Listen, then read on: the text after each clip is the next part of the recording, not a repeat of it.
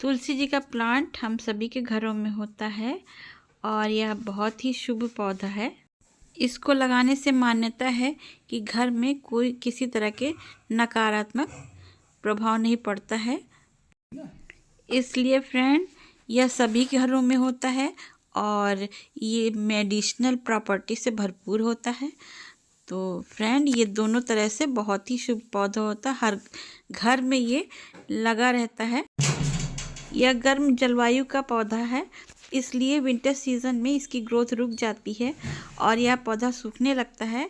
इसलिए इसको ठंड से और कोहरे से बचा कर रखते हैं। फिर भी फ्रेंड, इसमें कुछ विंटर सीजन का असर पड़ जाता है। तो फरवरी आने से पहले हमें इस पे कुछ वर्क करना होगा। 1 महीने पहले मैंने इसकी सारी मंजरियाँ या इनमें जो फूल लगे रहते हैं उसको मैंने निकाल दिया था और फिर से जितने फूल लगे हैं उनको मैं निकाल रही हूँ। और इसकी मिट्टी मैंने एकदम भुरभुरी इसके प्लांटर की मिट्टी बना ली है और सारे खरपतवार भी निकाल दिए हैं। अब इसमें कुछ फर्टिलाइज़र ऐड करूँगी। सबसे पहले मैं नीम की खली ऐड करती हूँ। नीम की खली में magnesium, sulphur, nitrogen, phosphorus, potassium जैसे पोषक तत्व पाए जाते हैं। इसके अलावा इसमें निम्बिन, सेलानिन जैसे यौगिक तत्व भी पाए जाते हैं। नीम की खली एक जैविक खाद है जो पौधों के पोषण में बहुत सहायता करती है। और फ्रेंड, दूसरी फर्टिलाइज़र मैं हल्दी का यूज़ करूँगी। हल्दी का इस्तेमाल पौधों की ग्रोथ के लिए किया जाता है। हल्दी में मौजूद करक्यूमिन कीटों को दूर भगाता है और मिट्टी को बेहतर बनाता है। हल्दी से पौधों की सहन शक्ति बढ़ती है। अब मैं फ्रेंड थोड़े से 1 चम्मच सरसों की खली का भी इस्तेमाल करूँगी, जैसे कि पौधों में गर्माहट बनी रहे। तो ये देखिए, मैं सरसों की खली में कई तरह के पोषक तत्व पाए जाते हैं। Vitamin A, E, minerals, fibre, potassium, iron, calcium, antioxidant, alpha fatty acid, nitrogen, phosphorus, इस प्रकार के पोषक तत्व पाए जाते हैं और पौधों की ग्रोथ में जो बहुत ही सहायक होते हैं। अब फ्रेंड, मैं गोबर की खाद का इस्तेमाल करूँगी। तो सड़ी हुई गोबर की खाद पौधों की ग्रोथ के लिए बहुत ही सहायक होती है। तो गोबर की खाद में भरपूर नाइट्रोजन होता है, जिससे मिट्टी की संरचना में सुधार होता है और पौधों की वृद्धि होती है। और गोबर की खाद के कई और फायदे हैं। गोबर की खाद में मौजूद पोषक तत्वों से जल धारण की क्षमता बढ़ती है, जिससे मिट्टी में हल्की नमी बरकरार रहती है और पौधे सूखने नहीं पाते हैं।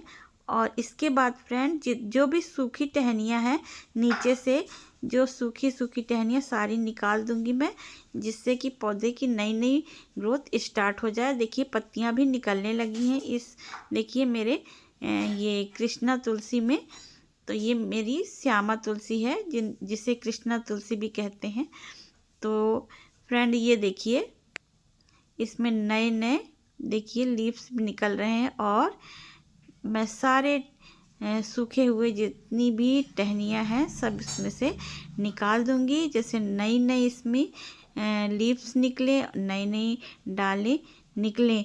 अगर आपको पौधे की पत्तियाँ तोड़नी है तो नीचे से ना तोड़ें, आप ऊपर से पिंचिंग करके तोड़ें, जैसे नई शाखाएं निकलें और पौधा घना हो और बुशी हो।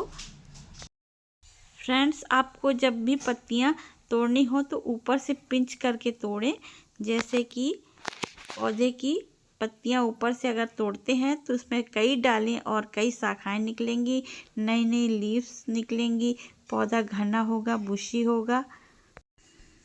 विंटर सीज़न में इनमें वाटरिंग का बहुत ख़ास ख्याल रखना होता है, क्योंकि कभी कभी पूजा में लोग रोज़ जल डालते हैं तो इसमें पानी अत्यधिक मात्रा में हो जाता है, इसलिए भी पौधा सूख जाता है। तो इस बात का ज़रूर ध्यान रखें कि ज़्यादा पानी ना इसमें होने पाए। गमले की मिट्टी थोड़ा सूख जाए, ऊपर से आप चेक कर लें। जब थोड़ी मिट्टी नीचे तक सूखी रहे उसके बाद आप पानी डालें या फिर जल डालें।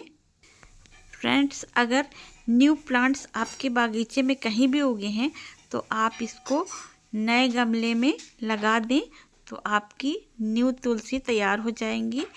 तो फ्रेंड, इससे आपकी फ्री का नया प्लांट तैयार हो जाएगा। फरवरी आने से पहले अपने पौधे पे कुछ ये वर्क कर लें तो आपका पौधा काफ़ी घना हो जाएगा। आपको ये जानकारी कैसी लगी, अच्छी लगी हो तो प्लीज़ लाइक करिएगा, शेयर करिएगा। तो चलिए मिलते हैं अगली वीडियो में, तब तक के लिए धन्यवाद।